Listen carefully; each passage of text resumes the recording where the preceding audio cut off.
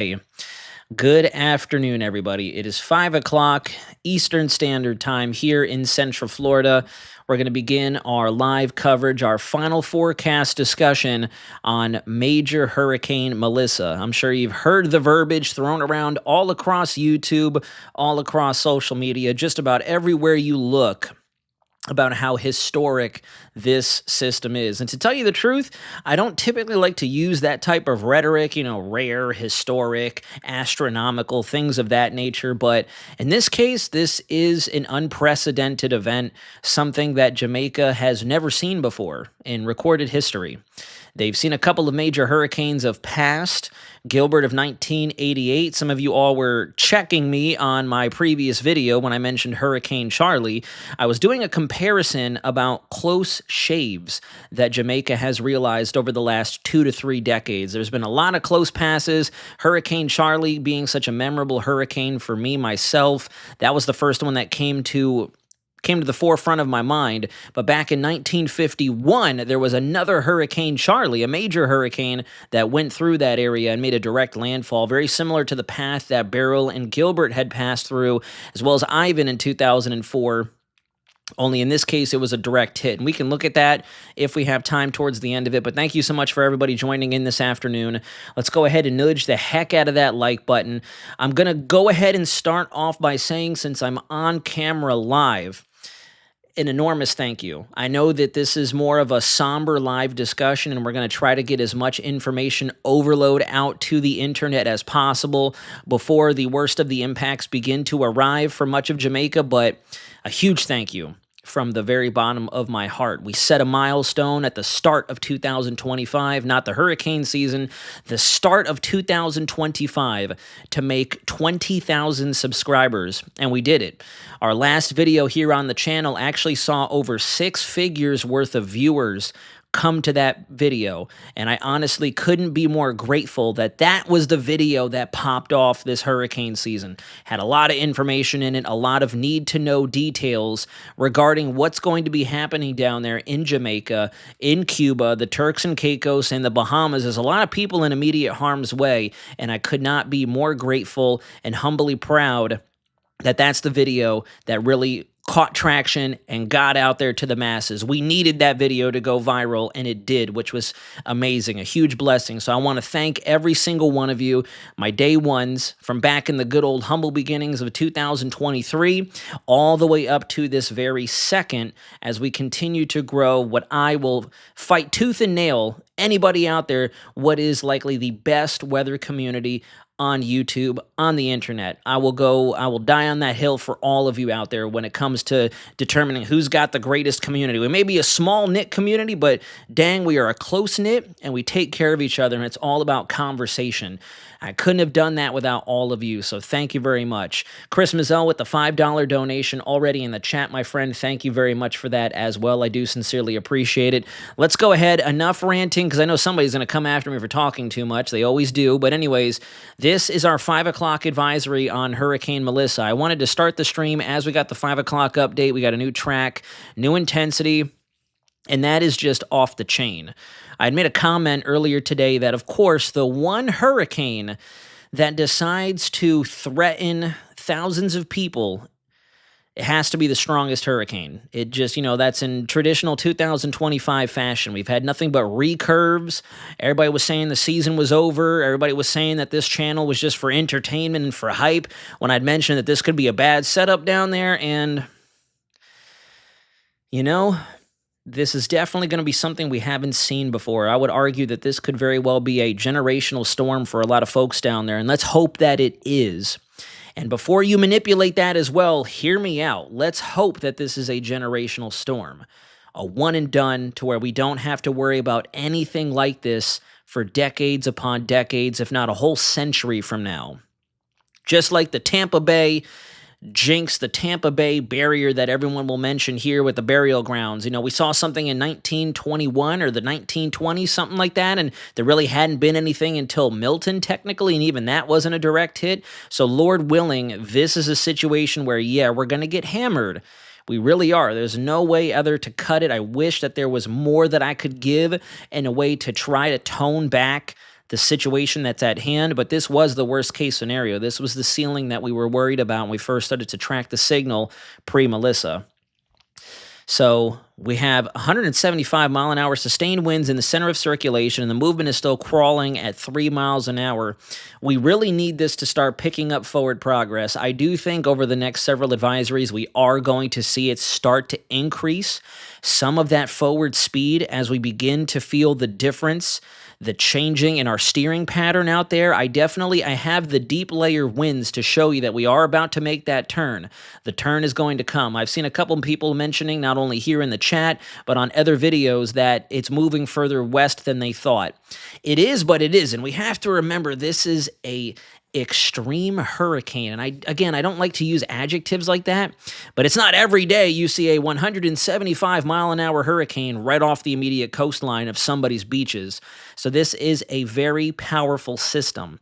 There is a lot of moving dynamics and moving physics in the core around the system, and then around it in terms of the local environment. There's a lot of moving air. Yesterday's flood event that occurred here in Central Florida, we've gotten some extensive flooding out there. It goes back to my old analogy that I stand firm with. It's always a give and take. The storm system that's currently moving through the southeast right now is what's going to push this thing into Jamaica.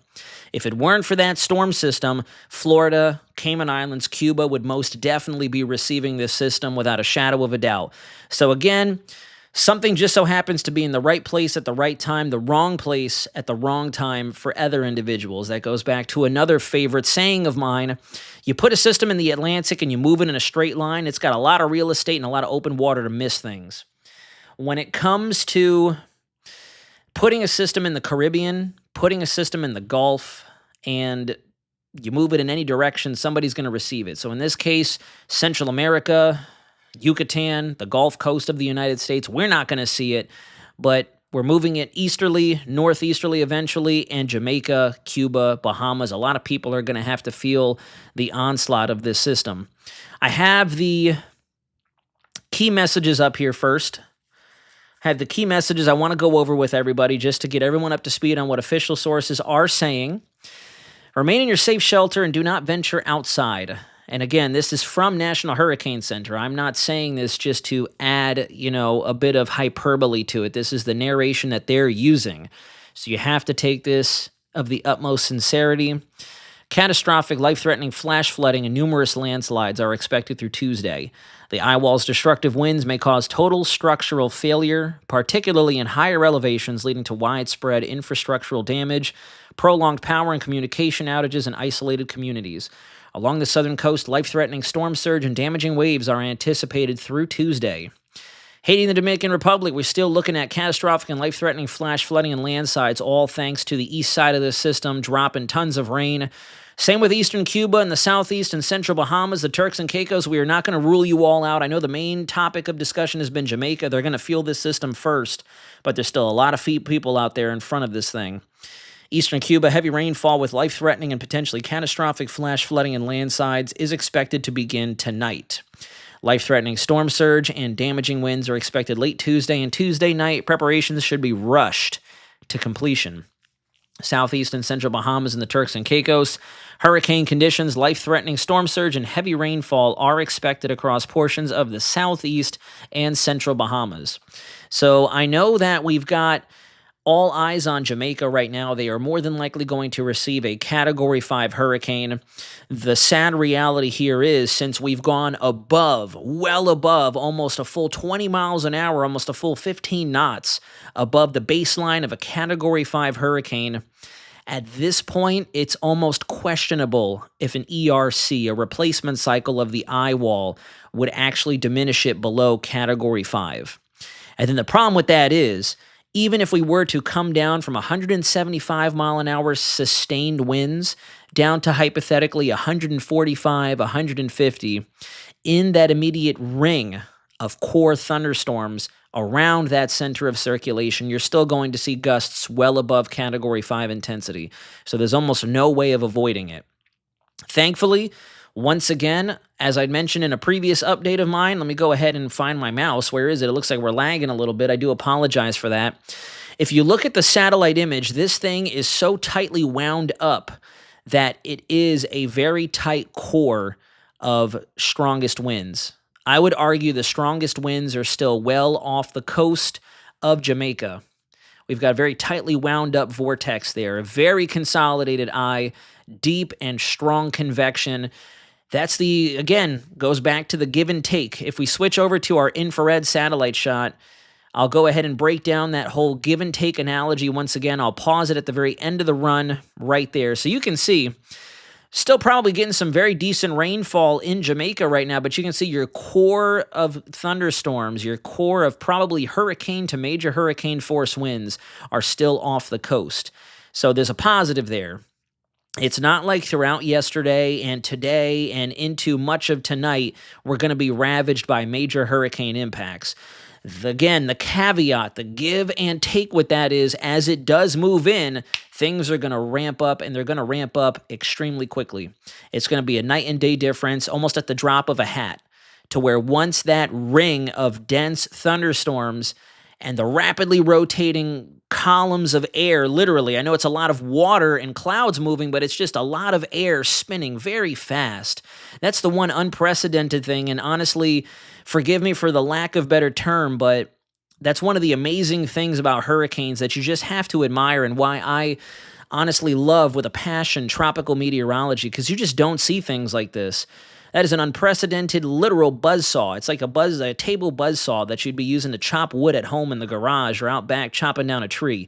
It's literally moving so fast, and that's what helps to also generate the destructive winds in these systems. You just look at how fast that thing is spinning, and it's almost unbelievable to just imagine that something can move that fast in the atmosphere. We've got a perfectly symmetrical eye, and it does not look like we're anywhere near an eye wall replacement cycle. You could argue that maybe towards the very tail end of the frame, it looks like there's a little bit of wiggling and wobbling going on, but we've got such dense convection in that thing that I would not be surprised if recon crews find an even stronger system as they're out there surveying right now.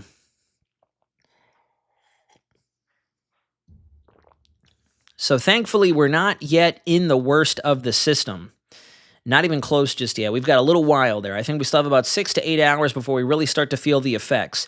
However, we also want to take into the equation that even though the actual sustained winds have probably not made it to the island just yet, looking at that eastern side of the system and all that very powerful wraparound flow, we are probably already seeing very brutal coastal conditions.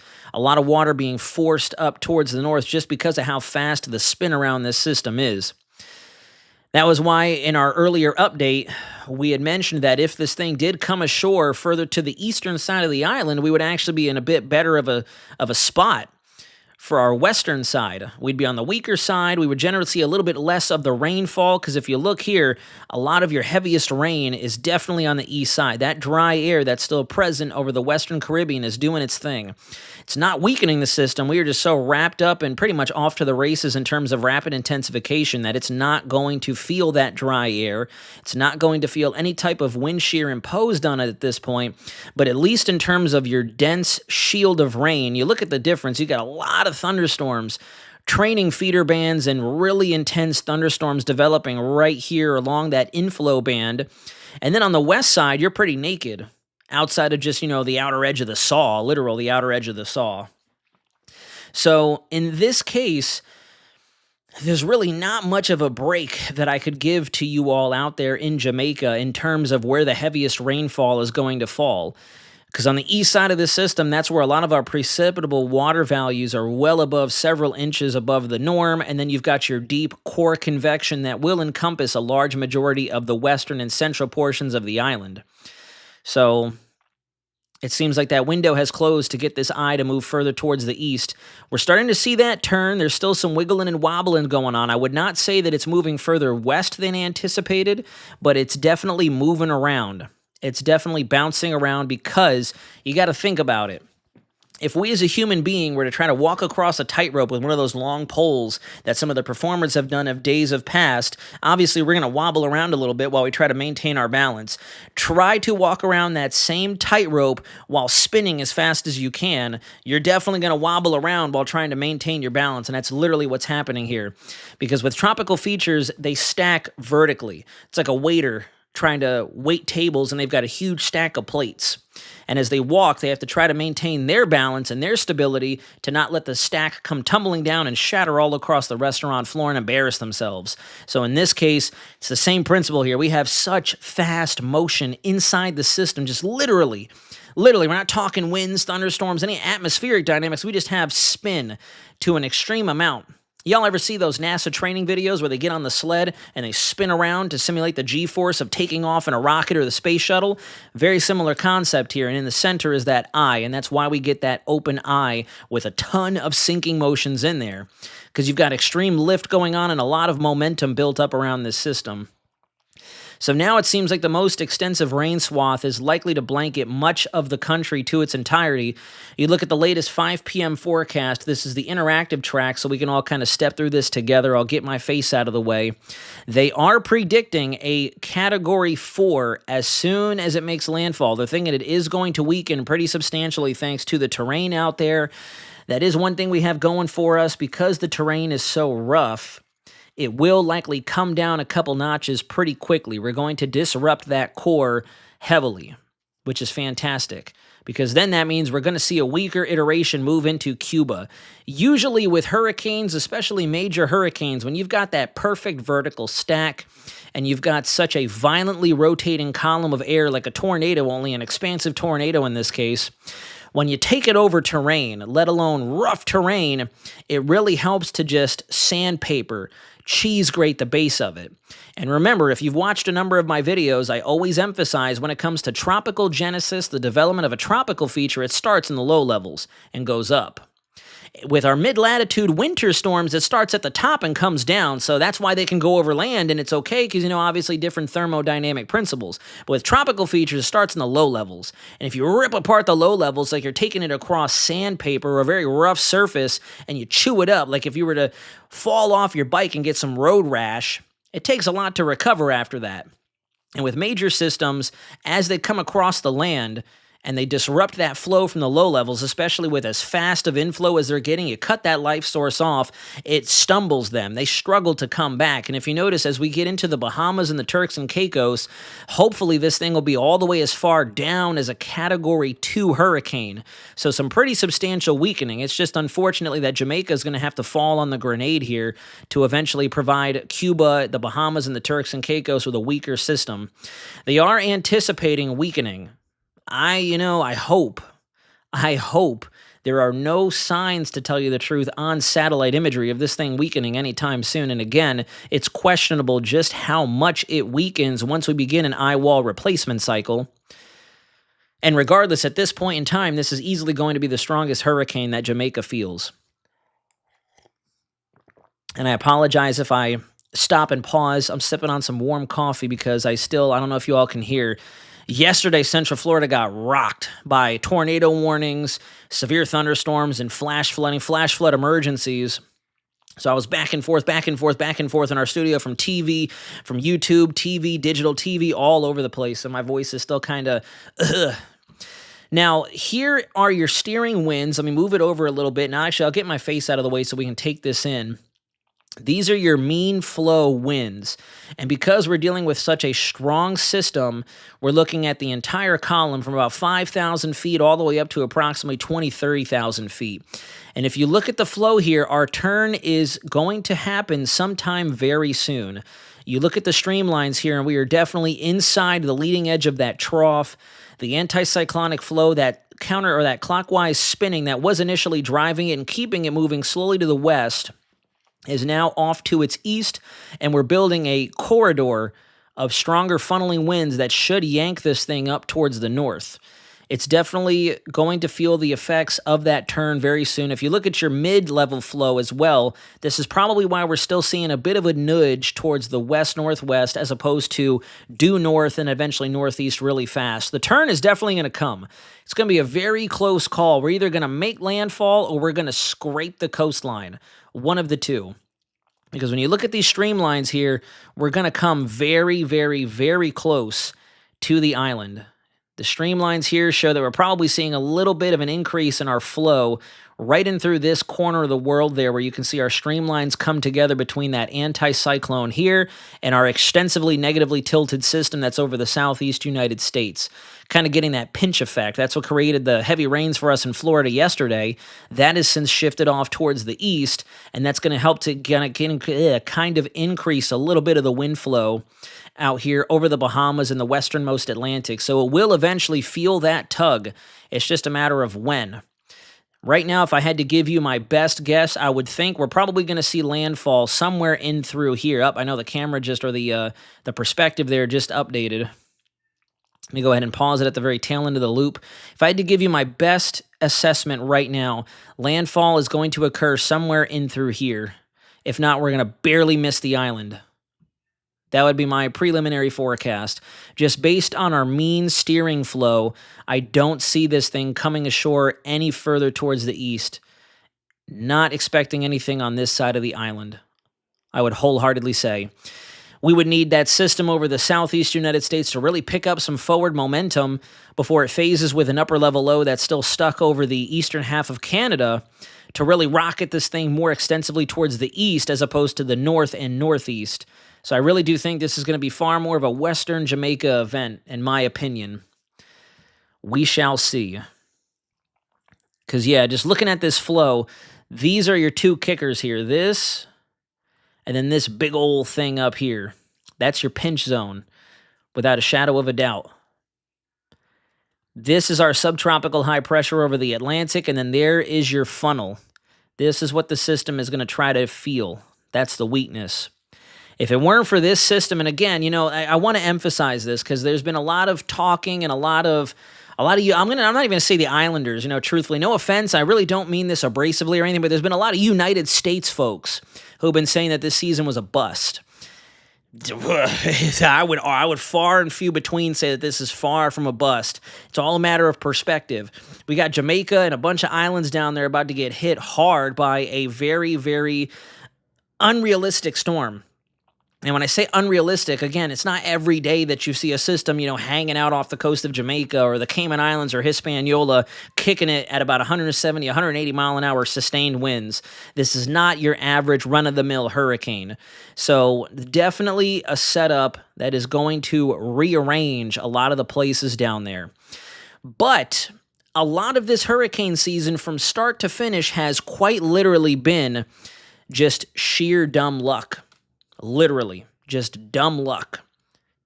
Point blank. All the way back from Aaron, all the way back to even Barry.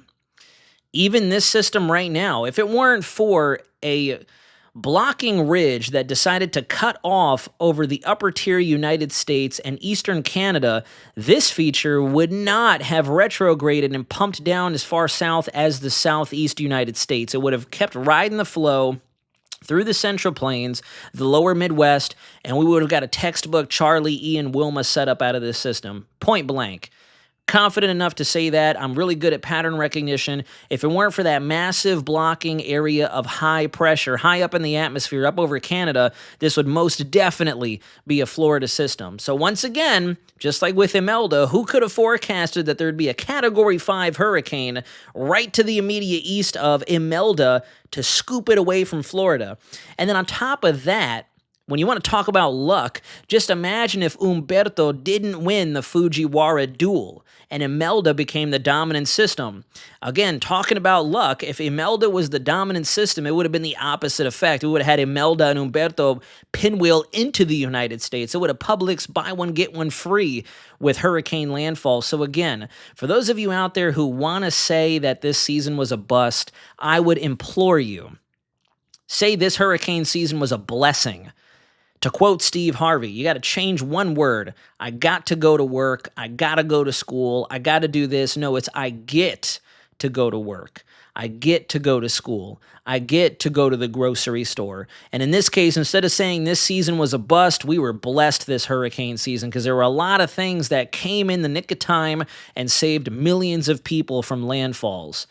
in every sense of that. Even with Aaron and Gabrielle in them, if it weren't for some of the upper lows that were just meandering across the Atlantic, that system would have hard charged the greater Antilles and likely made a landfall somewhere in the Carolinas or the Northeast United States, period. So we had a lot of luck on our side this hurricane season. So before we continue on, I'm going to take a quick little kind of just breather, let my voice recoup. I'm going to mute my mic real quick, very quickly.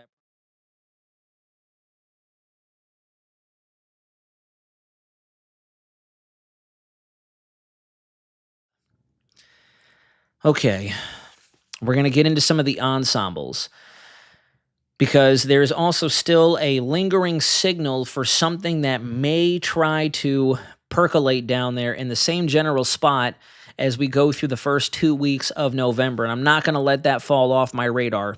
Today we got some good news. It looks like the Euro ensembles especially kind of dropped a little bit of that support. There's still some signal for a tropical wave that's going to be coming through, and there is still a signal, but it definitely looks a lot more lackluster today, and hopefully that's where we trend, because to tell you the truth, I'm done with this hurricane season. I'm sure I speak for a lot of the Caribbean islanders down there, and even the folks in Central America and in the United States. We're done with this hurricane season. We haven't seen very many landfalls or very much destruction, thank the Lord, but I'm done. I'm ready for winter. I'm ready for the holidays. Let's just get ready for 2026. So in terms of the margin of error for this thing to still miss, if you look at our latest European ensembles, there is still a window of opportunity for this to be a close shave, a nick as opposed to a direct impact. You can see some of our ensemble members do stay to the immediate left of the island, but there are still a lot of major hurricane Category 5 members that do take it right over the western half of the state. And then truthfully, a lot of the ensemble members here actually keep this together as a major hurricane moving across Cuba and into the Bahamas and the Turks and Caicos.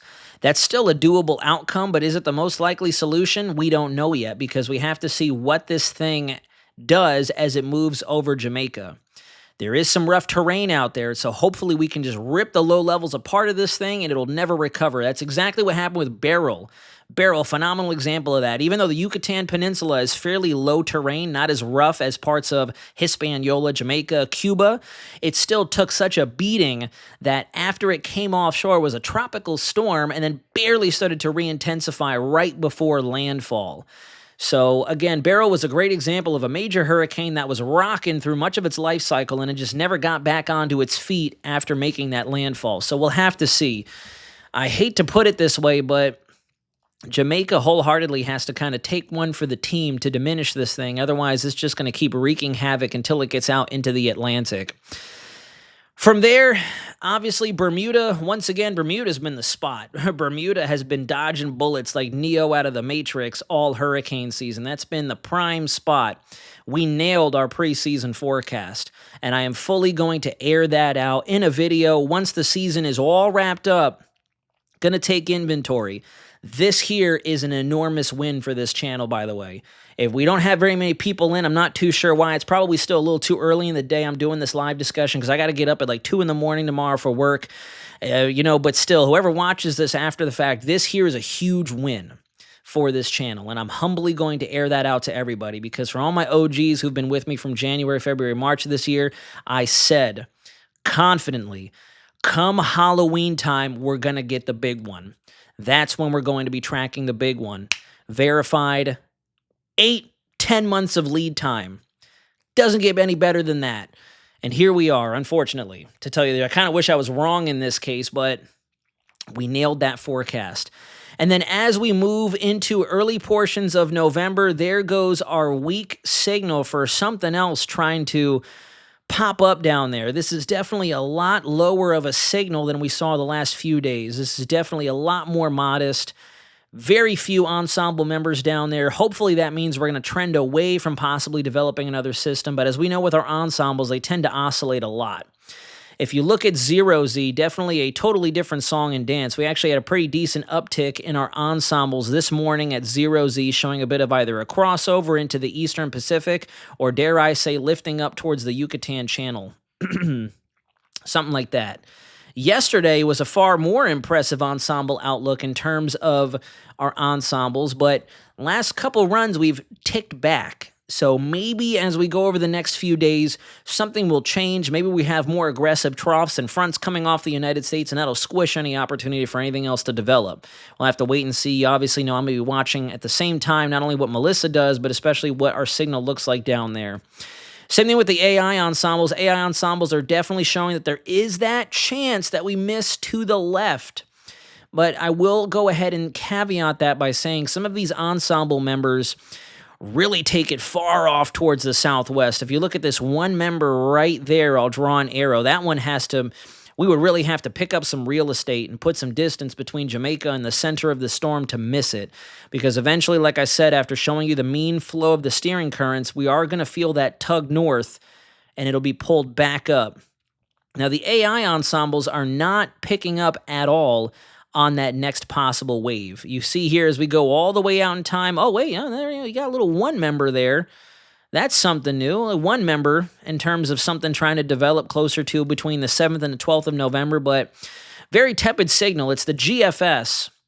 The GFS and the Canadian model that are actually most aggressive with trying to spin something up down there. You look as we get around the 7th through the 12th, and we've got a lot of ensemble members doing something very familiar that we've seen a lot of times in the past. Same thing with our Canadian ensembles. This is a totally different system right there. This is not Melissa. This is into early November, showing something getting picked up down there. So we'll have to wait and see, obviously. It's not even close to a slam dunk forecast. We've got the favorable environment, but obviously there's a lot of things that can go wrong this late in the hurricane season. I think I saw in the chat that weather girl Danny is here, and I'm so glad that she could make it in. So glad that she could make it in. We're going to be sending all the positive vibes to her in Jamaica. She residences on the left side of the island, the west side of the island, so it definitely is something we want to pay attention to, and everybody as a collective community, we need to be sending all the faith, hope, positive prayer power that we can to everybody down there, and her included as another fellow weather content creator and up-and-coming meteorologist. So we got to send all the energy, kind of like a spirit bomb for my Dragon Ball Z fans out there. Send that over there and hope that we can get this thing to nudge to the left ever so slightly. Because if we can avoid a landfall, that's also going to diminish the amount of impacts that we see. Looking at our latest hurricane models, though, I've been leaning on these a lot recently. Let me go ahead and get myself out of the way. There we go. So we can take a look at this together. HAFS A fully believes we are not going to replace the eye wall, and we are coming ashore as a Category 5. 907 millibars approximately. But again, the one thing that we have going for us is look at how tiny the core of this system is. So yes, the wind field is going to be ridiculous no matter how you slice it. But if I show you the actual 10-meter winds down at the surface, see that? Now we've switched to where the east side of the island, we're going to have some aggressive onshore flow, especially in the southeast corner here. But frictional forces and the fact that this system is so tightly wound up, the strongest core of the winds is going to carve out a small slice out of the island as it moves through. And I'm fairly certain that the HAFS models do a fantastic job of showing how quickly this thing weakens and struggles to recover. Yeah, you can see the difference there. We go from a 905 right before landfall all the way up to a 946, 945 as it approaches Cuba. And you can see how that tight core of winds, the strongest stuff within the first 30 to 50 miles around that eye wall, really begins to unravel. That's a sign of weakening. Definitely a sign of weakening. Look at the wind field here. It's all ragged out and whatnot. Definitely all messed up. So that is a good sign that we're going to lose a lot of the low-level structure of this storm, and it should weaken as it continues towards the northeast. Like I said before, as harsh as it may sound, we just need Jamaica to kind of take one for the team and fall on this grenade to stop it in its tracks. Otherwise, it's just going to keep wreaking havoc for everybody. You know, it's a situation where collateral damage, just like we would say in the middle of a wartime crisis, you know, have to sacrifice this group to save however many else. And I know that sounds brutal. This is obviously not a wartime situation, but in this case, this is a legitimate natural disaster. So we're splitting hairs no matter how you decide to describe it. The HAFS B model shows an even more unprecedented event unfolding with a near sub 900 millibar feature coming across the island, but the HAFS B also shows rapid diminishing of this system as it comes across. And look at that. Definitely loses a lot of its luster as it moves up towards eastern Cuba and then into the Turks and Caicos. Could even be weakening down to a Category 1 hurricane. Looking at the structure of that eye and the core, it's got a half eye wall there with a couple of feeder bands rotating back around on the east and north side. So we'll see. Again, it takes a lot more for a major hurricane to pick itself back up and dust itself off after making landfall, as opposed to if this was a weak system just barely getting its act together, coming across land, it would still have the opportunity to rapidly intensify after the fact. So rainfall totals are going to be high no matter how you cut it. Even on this National Hurricane Center graphic, though, you can see that the heaviest inundation is expected to be over an isolated area of Jamaica, so not everybody is going to feel it. That is one thing I do not like that I've seen across social media, and it's kind of a bummer that this live stream is not popping nearly as much as some of the others I've come across on YouTube, because I'll tell you, I was sitting in on watching a live stream, I think, day before yesterday, on my way home from our news studio, and just about everybody in that chat was oogling and Googling over this storm. Oh my goodness. Wow. Whoa. And it's like, that's like if you, I always go back to my bedside manner discussion. As a meteorologist, let's flip the script. As a doctor, if you come to me as my patient, any viewer out there watching right now, in the chat or after the fact, if you come to me as your doctor, your provider, and we do an X-ray, we do a CT scan, we do an MRI, whatever you want to call it, and you know you've got something ailing you and it's bad, and the doctor takes a look at the results and goes, oh my goodness, are you going to freak out? You're probably going to freak out. I would freak out. My heart would sink to my pants if I'm sitting there waiting to hear the diagnosis and the doctor just starts going, oh my goodness, this is wild. I'd be like, I'm probably cooked, aren't I? No. And it's you know, it bugs the living daylights out of me that those are the views and those are the videos that really take off. If I'm not here using the most exasperated verbiage and the most extensive of disastrous, rare, unprecedented, historic, anomalously powerful, then, you know, obviously it's like, you know, I've even gotten some comments saying this dude has no idea what he's talking about because he's underestimating it. It's like, come on, man. Come on. But in this case, not all of Jamaica is going to be ravaged by this system. There's going to be a lot of rain. There's going to be a lot of areas that are completely changed after this storm comes through, but it's not going to be utter ruin from corner to corner, beach to beach, shore to shore. There are going to be areas that are hit a lot harder, and I think a lot of folks out there who don't know any better, myself included, because I've never been down to Jamaica, we're probably underestimating what that island has to offer. We're underestimating a lot of the resilience down there of the folks who live in the Caribbean. Caribbean Islanders, they're as straight, cut, and dried as you could possibly get. I can testify to that because I have a lot of friends and family in Puerto Rico. They'll shoot straight with you. When my titi was under the gun for Ernesto last year and Erin this year, when I would message her to make sure she was okay, I'm up here like, whoa, and she's down there like, yeah, it's raining a little bit, but it's all good. We got to make sure that we don't underestimate the resilience of the folks down there. So we got to make sure that we're not only sending them the positive support and the reinforcements that they need, especially during and after the fact, but at the same time, we don't want to make it sound like they're brand spanking new to this game. It's the Caribbean. That's like saying Florida never sees thunderstorms.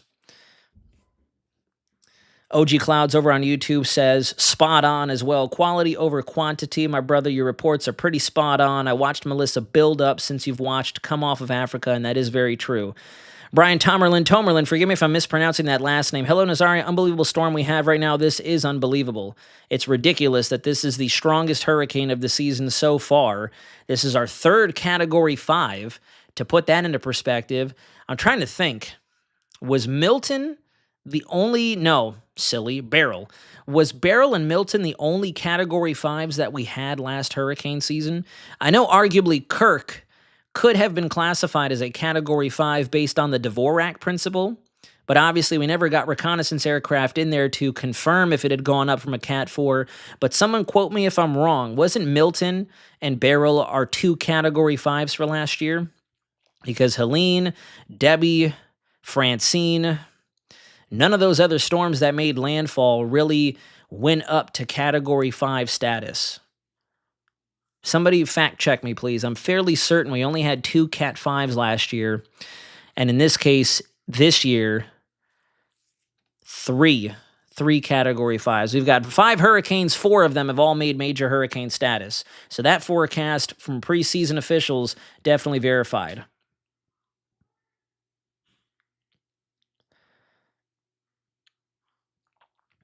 Bruce Gorman says, always get a few opinions, and even then, I have met lots of people who have been told by doctors they're going to die from this or that, and there was nothing wrong with them. Yeah, see?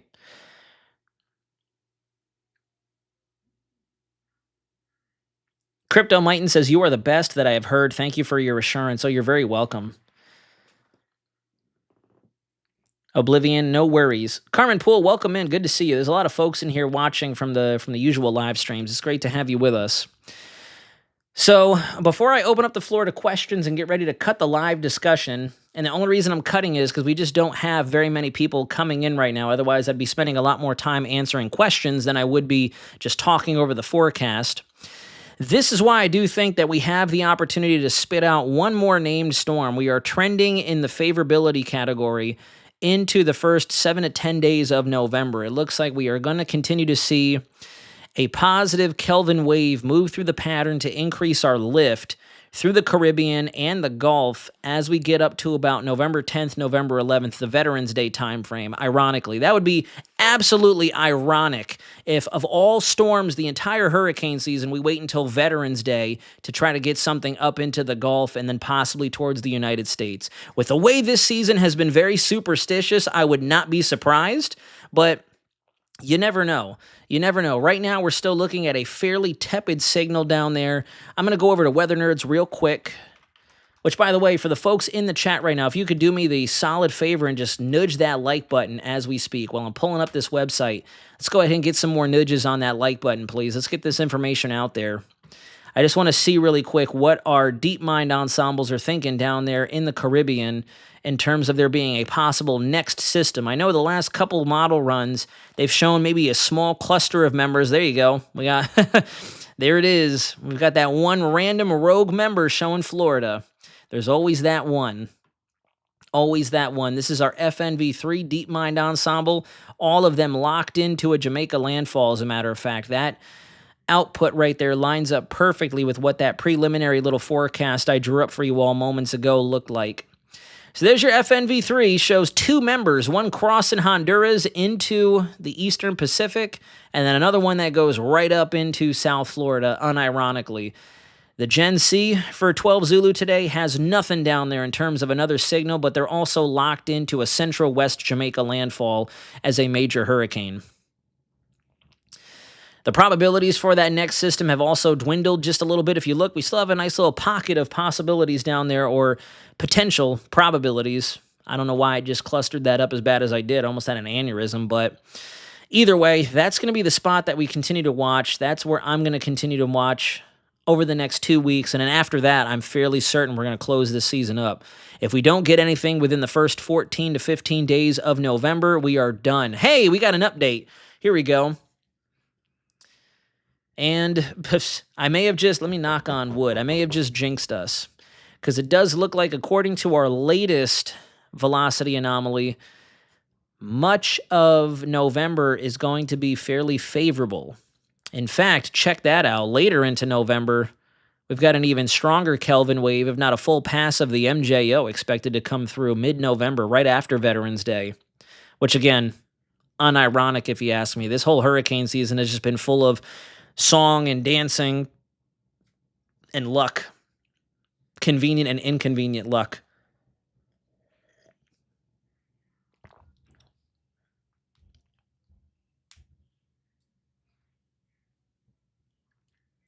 Brian, I fully agree. Hopefully no more hurricanes this year, just quick late season storms. That would definitely be the most likely outcome with this thing. Very reminiscent to what we saw with Nadine and Oscar last year. Raphael was an anomaly. I actually got into a bit of a debate with somebody mentioning that Raphael was not a major hurricane in the Gulf. It most definitely was. It saw its peak intensity in the Gulf when it was up there into early the first half of November. So have to be careful using the rule of thumb that because it's November, we won't see any strong hurricanes. We got to stay away from that. These hurricane seasons this year, last year, and even 2023 showed us that Mother Nature refuses to play by the rules with which we impose upon her. 2023 was a strong El Nino. We should have been cooked across the Atlantic. There should have been maybe 8 to 10 named storms, and it ended up being the 4th most active in history. Even during an El Nino, we had a major hurricane and a couple of additional landfalls into the United States. This year was a cool neutral to La Nina, and we still haven't seen anything. So again, going against the grain, 2024 was all west side loaded season where we had everything pretty much in the Caribbean and the Gulf. And then this hurricane season, when you'd thought it would be much of the same, we actually trended more towards an El Nino style track density. So I don't know. We'll definitely, I'm not taking my foot off the gas yet. In fact, I would suggest everybody out there take your foot off the gas if you'd like. I'm not tracking anything imminent for the United States. For our friends in the Greater Antilles and especially in Jamaica, you absolutely cannot take your foot off the gas. You need to be strapped in. DEFCON 1 on the hold on to your butt scale. Definitely at DEFCON 1 in Jamaica right now, without a shadow of a doubt. And I say that without trying to sound comedic or anything. I genuinely mean it. Like, this is batten down the hatches. Zero barrier has already been broken. Jane Wright, and I have not forgotten about our Bermuda folks out there either. I was just mentioning earlier how you all have been dodging bullets in Bermuda all hurricane season, from Aaron, Gabrielle, Fernan, Humberto, Imelda. Everybody out there has been kind of running and gunning for the Western and Central Atlantic. So I think that's where we're going to get ready to wrap up. I have to conserve my voice because I have to be in early tomorrow morning. If anybody has any questions, though, please drop them in the chat right now. I'm happy to answer them. Always happy to answer.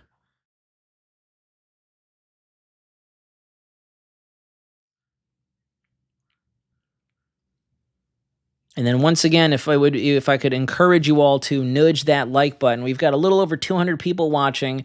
Definitely a lot lesser of a live stream turnout than I thought we would get. I thought we would have a lot more people in here watching, unless YouTube's being silly. YouTube might be being silly, who knows? But either way, I need some help. Let's get this algorithm on our side. Let's tickle the algorithm by nudging that like button. And yeah. Bruce, yes, I am. That's exactly where I'll be going tomorrow morning, and what kept me up very late last night. Carmen, you're very right. I need to go take a spot of honey. I would say the Lesser Antilles are safe, most definitely. We've got one tropical wave out there that's been back and forth on our computer models, but it will most definitely stay as a tropical wave. And the wave train coming off of Africa as the monsoon out there really begins to fall apart, getting deeper into fall. Yeah, the Antilles are going to be good to go. We're well past Cape Verde season. Oh, maybe that's why, Oblivion. Thanks for giving me the heads up. Oh, well. Oh, well. It's all good.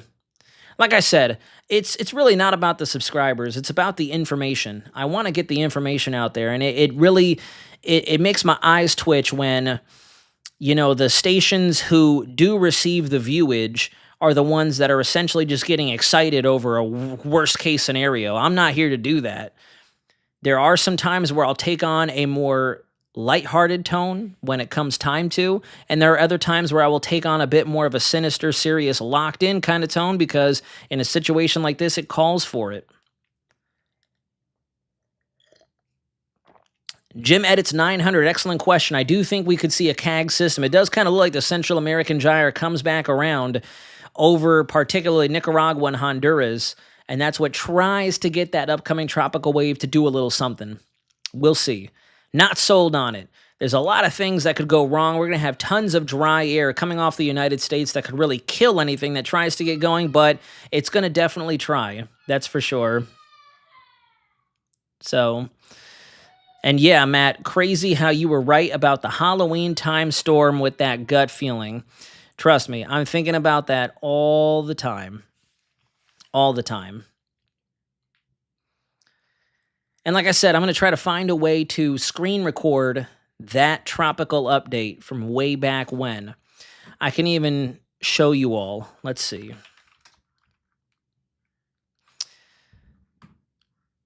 Let's see.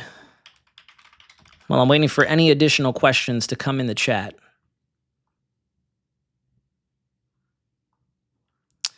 I believe, let's go back in time. I haven't done too many live discussions recently.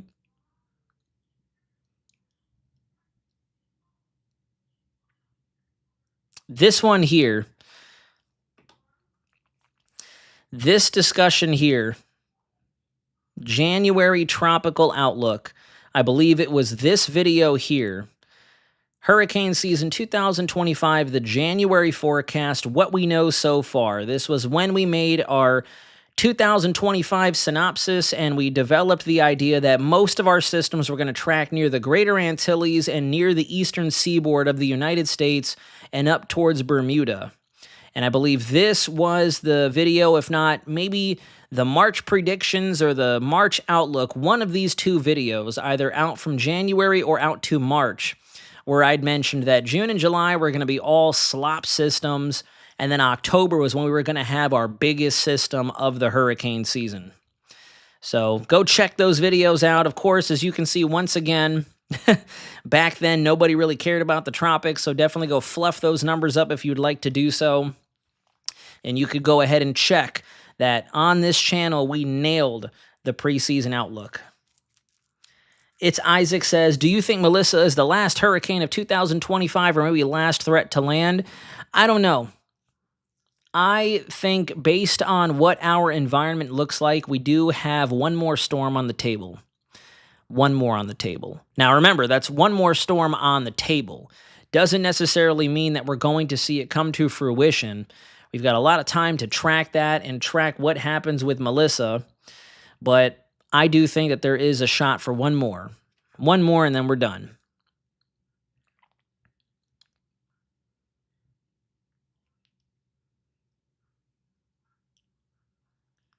But alrighty, everybody. I think that is it. Gonna go ahead and jump off the live discussion. 76, do you expect it to drop below 900 millibars? What's the lowest pressure record in that neck of the woods? 883 by our reigning heavyweight hurricane champion, Wilma, which happened approximately 20 years ago, almost to the date. Wilma made landfall in South Florida, October 24th, 2005.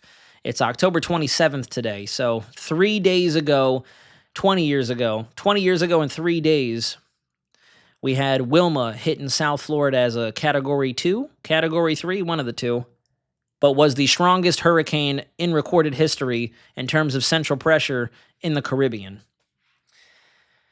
But all right, everybody, if you could once again be so kind as to nudge that like button, we're going to jump off the stream. I'm going to preserve my voice, and we'll talk to you again very soon. This was probably my final forecast update on Melissa. From here on out, we're just tracking real-time impacts because things are going to go downhill as we speak, get further into this evening and early morning tomorrow. And we'll see what else this hurricane season has to offer. And that's about it. Then we'll transition away from tropics. It's not that the seasons are not following climatology patterns. It's just that there's very wonky things that happen on an intra-seasonal basis. It's not the season itself. It's what happens during the season that changes the script. 2023, we had an extensive amount of hot water built up everywhere to where the Walker circulation did not cooperate as it ordinarily does. On top of that, 2024, we had a much stronger area of high pressure that drove everything towards the west alongside the wave breaking that would kill the systems out in the main tropical Atlantic and allow them to brew up much closer to home, which was why we probably had so many landfalls last hurricane season. And then this year, I think the hot dome of very warm water in the North Pacific, coupled with a very strong positive North Atlantic oscillation leading into the hurricane season, is why we saw some very weird chain of events during the bulk of the peak of the season this year.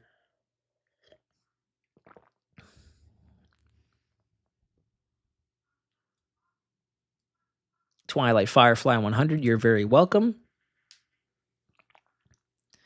Oh, yeah, Wilma was a doozy. Wilma was a wild one.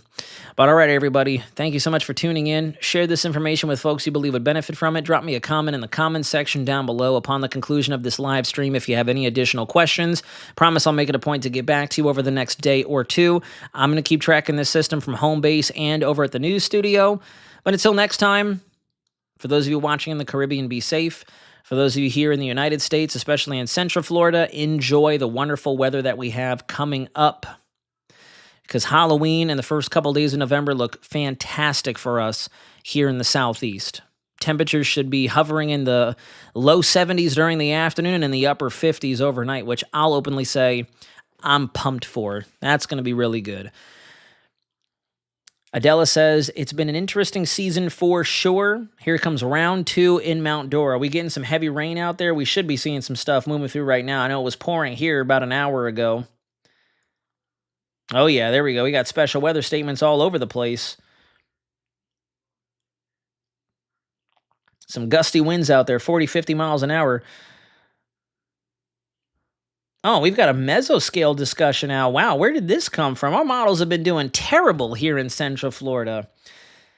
Are we under a severe weather risk? Hold on a second. Before we not cancel, but before we close out this live stream, I want to see something. Because if we are, then that came out of no. Yeah, look at that. Wow. Models have just been trash. Where did that come from? Marginal risk of severe weather here in Central Florida. That is wild. That came out of left field. You know, that's another thing, too. It's not necessarily that the hurricane season hasn't been behaving itself. Something is up with our computer models. I have not seen this much variability in our computer models. Last night, I took the time on air, on TV, to show the viewers, when you look at our in-house model compared to what's actually happening, the in-house model said it was a beautiful Sunday night in Central Florida, not a drop of rain anywhere. Then you look at the radar, and we had a flash flood emergency in Lake County and flash flood warnings across Brevard getting into Orange and Osceola County. Models, they just, I don't know. Very bizarre. But that came out of nowhere, so I guess I take that back. Here in Central Florida, watch out for the buckets of rain and the possible severe weather action we may have out there. The rest of us, take it easy. We'll talk to you up. There goes thunder right now. Again, the timing, the unironic timing of this entire calendar year at this point. We'll talk to you again very soon, but until next time, you all know the phrase. This is WxCenter Nazario, signing out.